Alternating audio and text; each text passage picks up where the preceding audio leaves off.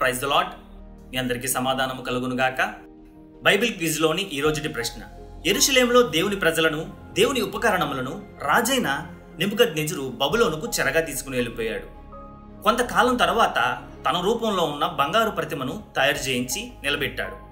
దాని ప్రతిష్ఠ రోజున రాజ్యం అంతా చాటింపు వేశాడు. ఏంటంటే, ఎప్పుడైతే పిల్లనగ్రోవులు బాకాలు ఊదుతారో అప్పుడు ఆ ప్రతిమకు ప్రతి ఒక్కరూ సాగిలిపడి మొక్కాలి అని.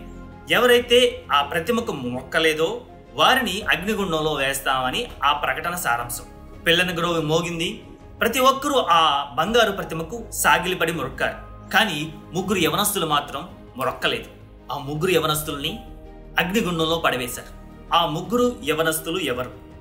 మీకు తెలిసినట్లయితే కింద కామెంట్ రూపంలో తెలియజేయండి. మరో ప్రశ్నతో మళ్ళీ రేపు కలుసుకుందాం. అప్పటి వరకు దేవుని మహాకృప మీ అందరికీ తోడై ఉండునుగాక. ఆమేన్.